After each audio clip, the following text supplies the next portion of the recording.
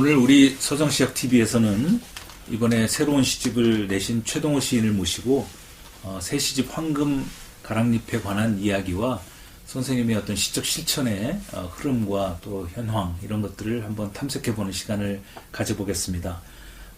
보잘것없고 하찮지만 소중한 가랑잎 같은 존재들을 보편적 생명의 가치와 본질로 붙들면서 지금 이곳 살아있는 존재자들에게 눈길을 주신 아주 의미 있는 시집이라고 생각됩니다. 먼저 선생님 시세계 전체에서 이번 시집이 어떤 의미를 가지는지 선생님께서 독자들에게 또 시청자들에게 말씀해 주시면 좋겠습니다. 예, 이 시집은 이제 제가 아주 어린 시절 소년 때부터 생각해왔던 이 삶이라는 게 뭔가에 대한 지속적인 추구의 과정에서 어떠한 단락을 이루는 시집이다 이렇게 생각합니다. 특히 그 가랑잎에 주목한 것은 지난번 시집이 제왕나비가 생의 연속에 대한 거라면 그 연속을 넘어서는 어떤 것이 무엇일까?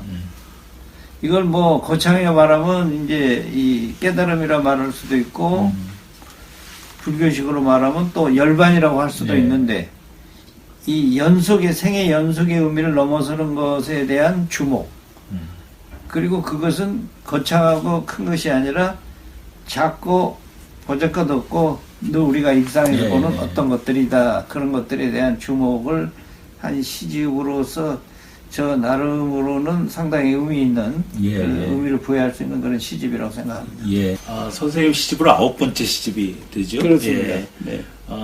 저는 그 표제작 황금 가랑잎을 읽으면서 그 법당 안에 고이 모신 줄 알았던 부처가 밤새 천둥치고 비바람 불면서 바깥에서 문두들이다 대꽃 아래 흙 묻은 흰 고무신에 담긴 가랑잎으로 떠 있는 장면을 보고 시인이 만상에서 부처를 바라보고 이러한 그 인식론적인 어떤 감동과 충격도 이렇게 경험을 했습니다.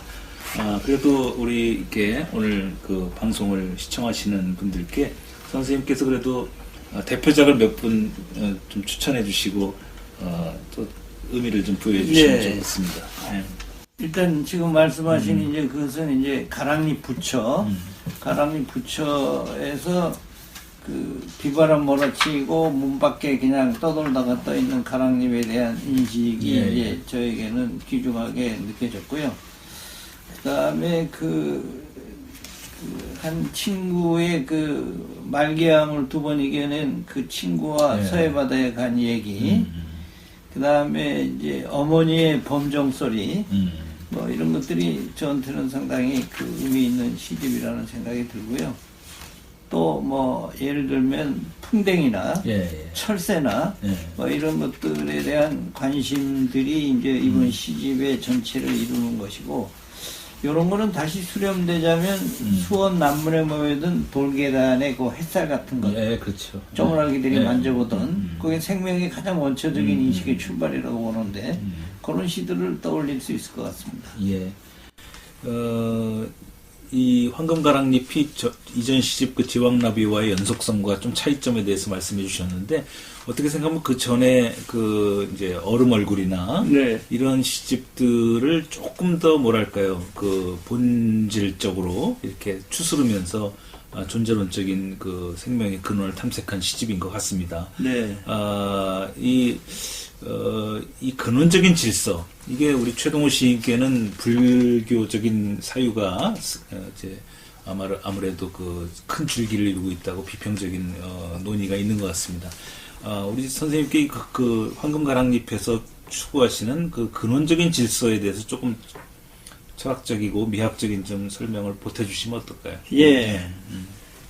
제가 그 러시아에서 그 시선집 병속의 바다라는 걸 냈는데 흥미로운 것은 그분들이 그 제가 썼던 가랑잎 백담사 나뭇잎 가랑잎 법당이라는 그 시에 주목하고 이 책의 이미지도 그렇게 썼어요. 그러니까 그때는 가랑잎에서 어떤 법당의 한 그 불교적 뭐가 담긴 그런 세계를 하나의 크게 보는 바다 물결에 떠 있는 가랑잎으로 봤는데, 이거는 좀 더 이제 이번에는 미시적으로 접근해서 예, 예, 예. 그 가랑잎인데 특히 그 제가 의미를 부여했던 것은 이 황금 가랑잎입니다. 그 황금이라는 건 이제 빛나는 건데 예. 사실은 부스러지는 가랑잎하고 빛나는 황금의 이미지가 연결되면서 가랑잎이라는 것은 부스러지면서도 부스러지지 않는 어떤 빛을 담고 있다. 예, 예, 예. 가랑잎 그 자체가 생명이다. 그 자체도. 그러니까 그건 인간의 생명만 큰 게 아니라 이 세상에 지상에 존재하는 모든 것들은 가랑잎처럼 봄이 되면 피어나고 펼쳐지고 가을이 되면 가랑잎이 되고 다시 낙엽으로 돌아가서 흙으로 돌아갔다. 이런 어떤 윤회 전생의 예, 과정 예, 속에 있는 그런 것들을 본 거죠. 예, 예, 예. 근데 이제 특히 가랑잎은 부스러져서 없어지는 것. 그것과 황금 같이 빛나고 사라지고 빛으로 사라지지 않는 어떤 것의 대비를 통해서 생명이라는 게 뭔가, 예, 예. 존재라는 게 뭔가. 그러니까 연속과 그 연속을 넘어서는 것까지 생각해 보는 예, 것이 이번 그러네. 시집의 특징입니다. 어떤 그 가시적인 질서와 비가시적인 질서가 그 통합이 돼 있고 또 황금과 가랑잎이 어떻게 보면 일종의 형용 모순을 이루면서 예. 그 존재의 모순을 한 몸에 이렇게 통합하고 있는 듯한 느낌을 받습니다. 이번 시집도 역시 선생님께서 그 천착하시고 실천해 오신 이른바 극서정시와 관계가 있는 것 같습니다. 물론 시집에 산문시도 있고 좀 형식의 확장 내지는 다양성을 이렇게 고민하신 흔적이 역력하지만 극서정시는 이제 극소를 지향한다기보다는 본질만 남긴다는 어떤 뜻이 더 강한 것 같은 이렇게 느낌을 평소에 제가 받았는데요.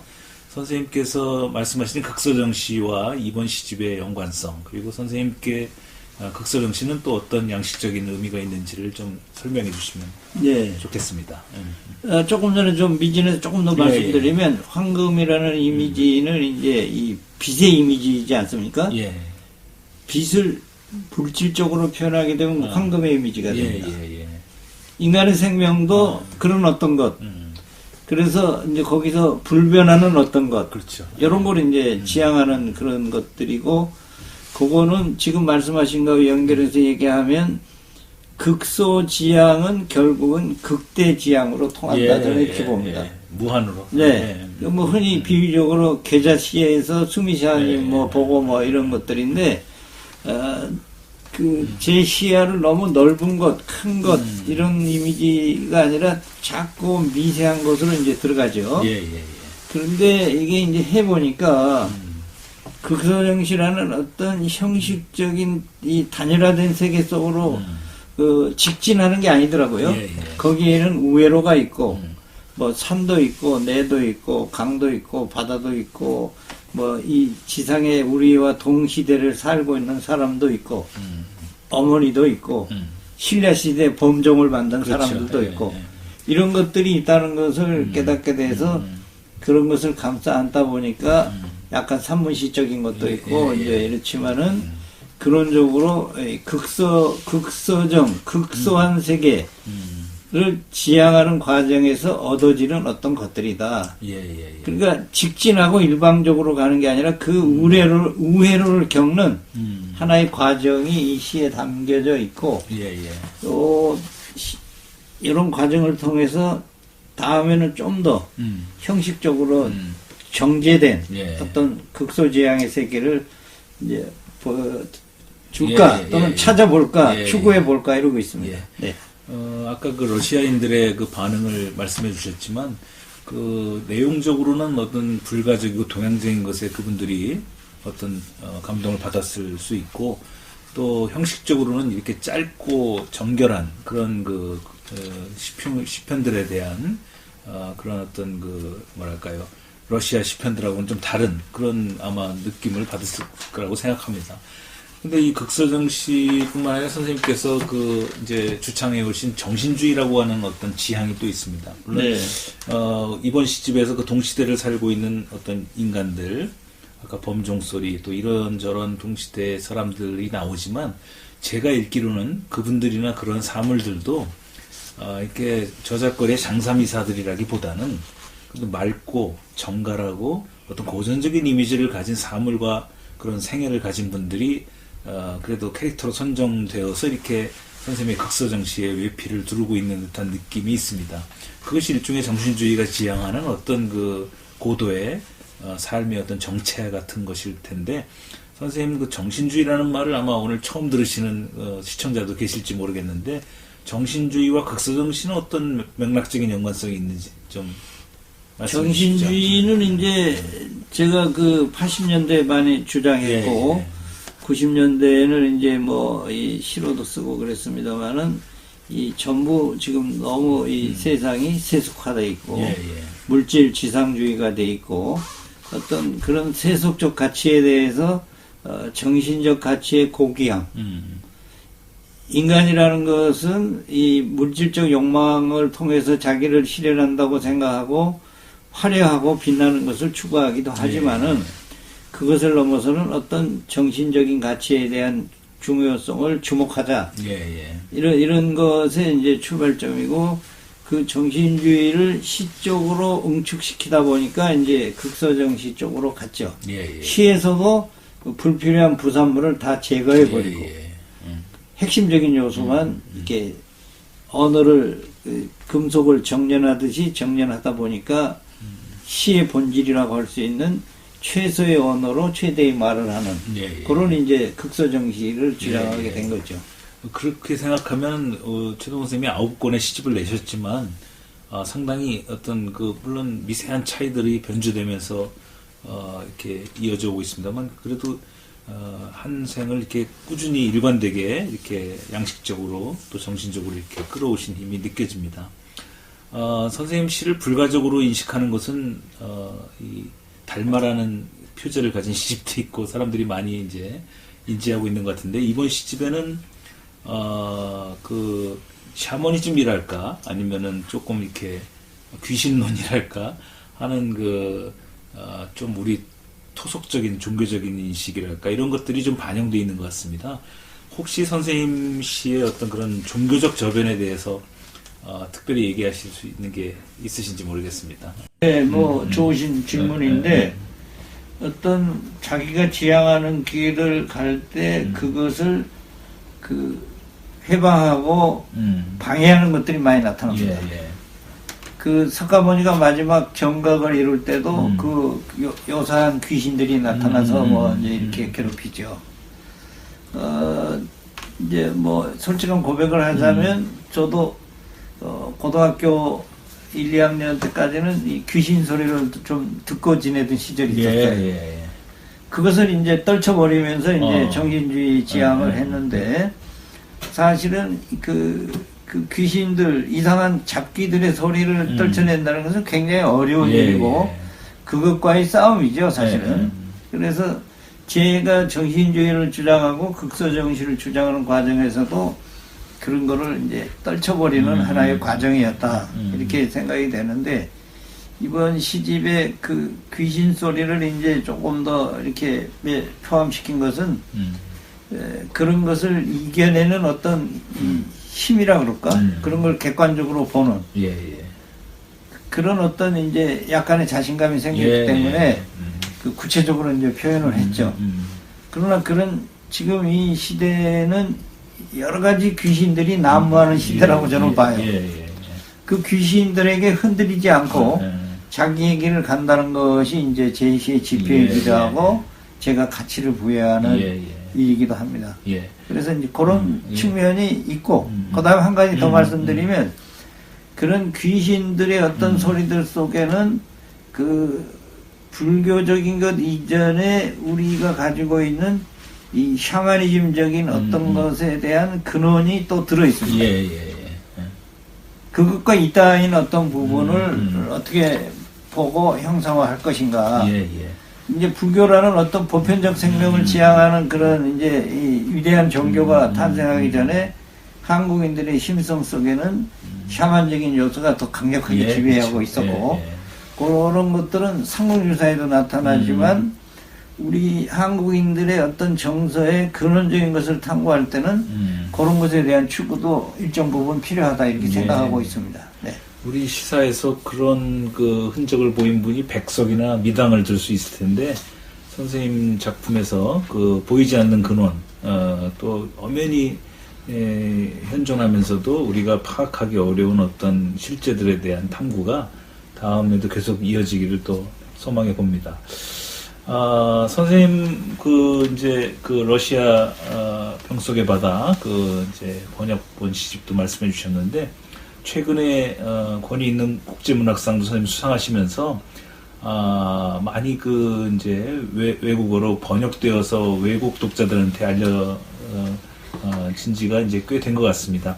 어떤, 이제, 언어로 번역되어 있는지 독자들에게 한번 소개해 주시면 어떨까요? 네, 제가 이제 정신주의도 주장하고 여러 가지 주장을 하면서 우리 문단 전체를 보니까 결국은 우리 한국 문단에는 너무나 안에서 동네 싸움을 하고 있고, 그리고 이름을 얻는 시인들은 자기의 언어적 기교를 자랑하거나, 아니면은 이제 이 사회 비판적인 어떤 소위 저항시, 사회적인 시를 통해서 이름을 얻는 경우가 많았어요. 그래서 저는 그게 아니라 이 시 그 자체를 추구하고 시의 정도를 가야 된다. 이거는 이제 사실은 정기용으로부터 청록파로 이어지는 한국 서정시의 어떤 정통성이죠.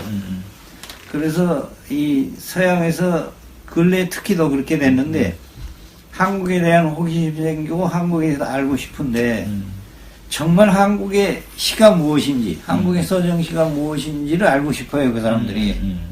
그래서 시의 정도를 가는 서정시의 정통성을 보여주는 그런 시들이 그분들에게 굉장히 크게 어필을 한다고 생각합니다. 그렇죠. 그 사람들이 알고 싶고 공유하고 싶은 건 그런 건데, 그래서 제 시가 조금 그런 것에 근거하고 있기 때문에 어떤 보편 지향도 있지만은 이 러시아나 미국이나 이 프랑스 또는 이 이태리 또는 뭐 루마니아 뭐 이런 곳에서 제 시집들이 이제 번역이 돼서 나왔는데 그분들이 이제 공감하는 거는 한국의 서정시라는 게 이런 거구나.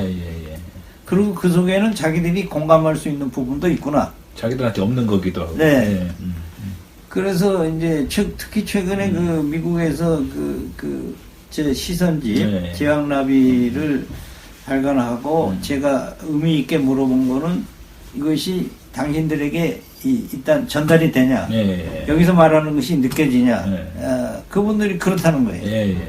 이것은 러시아에 가서도 제가 물어봤어요. 이게 내가 한국말을 썼는데 당신들이 주목한 이 시의 의미가 당신들한테 느껴지냐, 그렇다는 거예요. 그게 보편성 힘인 것 같습니다. 네. 그래서 이제 제 시는 사실은 이 불교적인 걸 기반으로 하고 있지만 이 생의 보편성을 늘 생각하고, 그리고 한국 서정시의 이 중심으로 흐르는 시 서정성, 그리고 또 거기에 뭐 형식적인 측면까지도 고려하면서 하고 있기 때문에 저는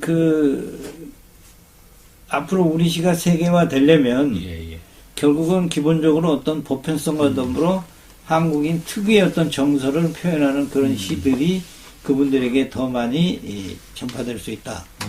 그래서 보통 뭐 젊은 세대의 이상한 언어 기교적인 시를 실험하고 그거를 외국에서 알아주기를 바라는데 사실은 외국 사람들은 한국 사람들도 잘 모르는 그런 세계를 더군다나 외국인들이 번역된 언어로 느낄 수 있겠는가라는 근본적인 회의를 갖고 있습니다. 네. 아마 최동호 시학의 계보를 말씀할 때 아까 선생님께서 직접 정지용으로부터 청록파 이르는 한국의 정통 서정시 그룹을 말씀해 주셨습니다. 저는 아까 백석이나 미당의 흔적도 선생님 작품에서 볼 수 있다고 이렇게 잠깐 스치는 말씀을 드렸는데, 선생님께서 직접 생각하시기에 선생님 시의 어떤 스승 혹은 영향관계 또는 한국 외국 시어도 좋고 한국 시어도 좋고 어떤 그런 분이 있을까요?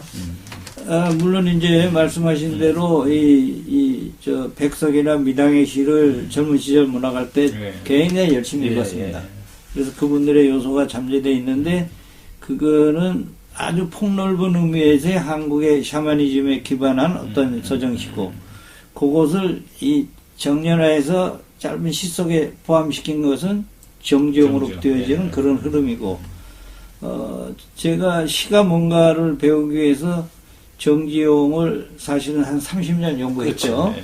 그래서 2년에 한 편씩 15편의 논문을 예. 쓰면서 지용이 지향했던 게 이런 거구나. 예. 라는 이제 예. 그런 예. 거를 물론 공부하면서 배웠고, 시적인 방법도 예. 터득을 했고, 더 올라가면은 이제 이 당나라 두보나 예. 이 이백 같은 분들의 절구, 특히 절구 중에서도 오원절구, 예, 예, 예.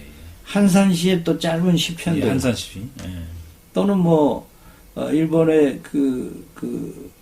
바쇼라는 시인의 예, 예. 하이쿠 하이쿠. 같은 것들, 예. 짧은 시들, 그 짧은 시 속에 어떻게 이렇게 이 많은 인간적 예, 복잡한 예. 감정을 이렇게 표현해냈을까 이런 생각을 했고, 뭐 국내적으로 따지면 아까 그런 분들이 예, 예, 예. 이 이제 조지훈 선생, 정지용 선생 이런 분들이고, 근래에는 무산 오현 스님 같은 분들의 예, 예, 예. 얘기들도 제 시 속에 어느 부분 들어와 있고 예, 그렇습니다. 예. 네. 그 동서양의 어떤 정전들을 선생님께서 그 이제 학문적으로 섭렵하신 흔적들이 이렇게 이제 시로 이렇게 흡수되면서 선생님의 기원을 이렇게 아주 다양하고 튼실하게 이루고 있는 것 같습니다. 선생님 오늘 그 황금 가랑잎이라는 신작 9번째 시집을 중심으로 오늘 우리 서정시학 TV에서 선생님 시가 갖고 있는 기원부터 외국어로 번역돼서 세계 속의 한국 문학의 어떤 당당한 일원으로 이렇게 소개되시는 맥락까지 우리 서정시학 TV를 보시는 우리 시청자분들께 소개해드렸습니다. 선생님 앞으로 계획 좀 말씀해 주시죠. 뭐 이제 계획이라면 이제 뭐 거창한 어떤 것들이 되겠지만은 사실은 이제 제가 생각하는 것은 그 대학 시절에 읽었던 이제 그 T.S. 엘리엇의 예. 그 이류시란 무엇인가라는 예. 그런 유명한 예. 평론이 있어요. 근데 그분이 이류시에 대해서 얘기하면서 인류시를 얘기하는 거예요. 예. 근데 지금 제 머릿속에 정리되어 있는 예. 간단한 거는 이류시라는 것은 늘 생에 따라서 시대에 따라서 상황에 따라서 자기가 지향하는 시가 왔다 갔다 하는 사람이고, 편승하는 사람이네. 인류시인이라는 거는 그렇지 않은 사람이다. 이렇게 구분한 것 같았어요. 그러니까 어떤 지속적 일관성을 저는 굉장히 중요시 여기고, 뭐 용어는 조금씩 달라지지만, 그래서 이제 그런 지향을 하고 있고, 다음번에 이제 황금가랑잎 이후에 이제 시들은 극서정 시의 뭐 한 또 분기점을 이루는 아주 짧은 시들, 일행에서 3, 4행을 넘지 않는 그런 시편들로만 한 권의 시집을 엮을 생각이고, 이미 지난 몇 년 동안 축적한 자료가 있지만은 좀 더 이제 이 압축과 긴장을 느끼면서 그것을 완결해 내려고 하고 있는데, 문제는 이제 그 일행시라 해서 그것이 단순한 에피그램이나 이런 것이 돼서는 안 되고, 그 속에 어떤 시적인 구조가 이제 들어있어야 되거든요. 그게 이제 흥미로운 부분인데, 그거를 더 짧은 행간 속에서 어떻게 만들어내느냐, 그 부분에 관심이 있고, 그거를 제 시집으로 내보려고 하고 있습니다. 그러니까 더더욱 극미화된 그 이제 양식적인 실천이 될 것 같습니다. 선생님께서 그 정지용부터 무산 조우현 스님까지 이렇게 한국 시의 정통성을 이어오고 어떤 존재의 보편성에 대해서 노래해온 시들을 이렇게 적시하시면서 선생님의 시세계가 그 정통적 흐름을 잇는 한국의 아주 보편적인 서정시의 범례로 이렇게 이번 시집이 그것을 증언하고 있는 것 같습니다. 또 앞으로 더 건강하셔서 한국 서정시의 모본이 우리 최동호 시인을 통해서 소중한 가랑잎 같은 존재들이 시로 다 이렇게 다 새로 태어나는 순간들을 보게 되었으면 좋겠습니다. 오늘 서정시학 TV가 만들어 놓은 대담에 응해 주셔서 감사합니다. 감사합니다. 네.